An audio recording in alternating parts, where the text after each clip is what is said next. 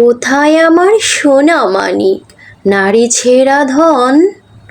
এখনো কি শেষ হয়নি তার কোটা আন্দোলন? কত সময় পেরিয়ে গেল, ফিরে এলো না। ফোন করলেও জানতে চায়নি কেমন আছি মা। কখনো সে আমার সাথে এমন করেনি, লম্বা সময় কাছে থেকেও দূরে সরেনি। আলোর মাঝেও আধার দেখছি নিজের চারিপাশ। বাজান আমার আসে নাকি হয়ে গেছে লাশ। শহীদ ভাইদের রক্তের বিনিময়ে আজ আমরা স্বাধীন হয়েছি, স্বাধীনতা পেয়েছি। মুক্ত বাতাসে, মুক্ত বিহঙ্গে, তাই স্বাধীন মনে বলতে চাই, আমি স্বাধীন, আমি স্বাধীন। সত্যি বলছি, এত ভালো লাগছে। আর সেই খুশিতে আমরা আজকে চলে এসেছি ঘুরতে, সন্তানদের নিয়ে, আগামী প্রজন্মদের নিয়ে। এই প্রজন্মকে কিন্তু সবাই একটা নাম দিয়েছে, ফার্মের মুরগি। আসলে কি ওরা ফার্মের মুরগি? অবশ্যই না। তা কিন্তু দেখিয়ে দিয়েছে আমাদের ভাইয়েরা, যে যুদ্ধ, যেই রক্ত গিয়েছে, এই রক্তের বিনিময়ে আবার আমরা স্বাধীন হয়েছি।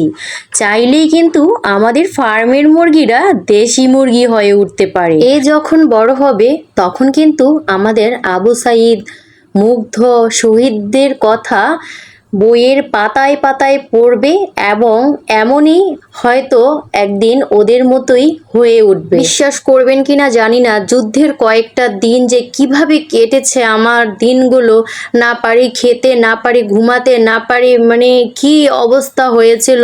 মানে সারাক্ষণ খালি কান্নাকাটি করতাম আর আল্লাহর কাছে বলতাম, আল্লাহ তুমি বিচার করো, আল্লাহ তুমি বিচার করো। হয়তো সেই কারণেই হয়তো আল্লাহ বিচার করে দিছে। এত মায়ের, এত বোনের চোখের পানি হয়তো আল্লাহ সইতে পারে না, এই জন্য হয়তো আল্লাহ এরকম সুবিচার দিয়ে দিছে।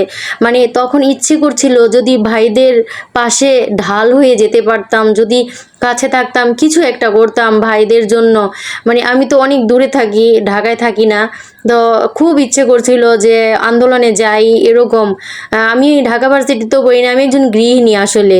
তো খুব ইচ্ছে করছিল যে ভাইদের পাশে দাঁড়াই, উপায়ও ছিল না। খুব মানে কষ্টে দিনগুলো গেছে, যাক আল্লাহ যে কবুল করেছে। এখন আমরা খুব সুন্দর একটা দেশ দেখতে চাই, যে দেশে থাকবে না কোনো হানাহানি, মারামারি, কোনো বিভেদ। এখন হিন্দুরা যা করছে তা মোটেও ঠিক করছে না, এতে আরো দাঙ্গা হাঙ্গামা দেশে বেড়ে যাবে। তাই বলছি, যার যার নিরাপদ আশ্রয়ে আপনারা চলে যান। আশা করি দেশটা এই তরুণদের হাত ধরে ইনশাল্লাহ আবার ভালো হয়ে যাবে বা দুর্নীতি মুক্ত হয়ে যাবে। আজকের মতো এখানে বিদায় নিচ্ছি, আল্লাহ হাফেজ।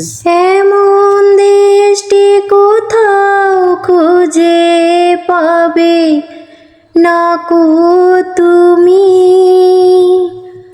সকল দেশের রানী সেজে আমার জন্মভূমি, সে যে আমার জন্মভূমি, সে যে আমার জন্মভূমি।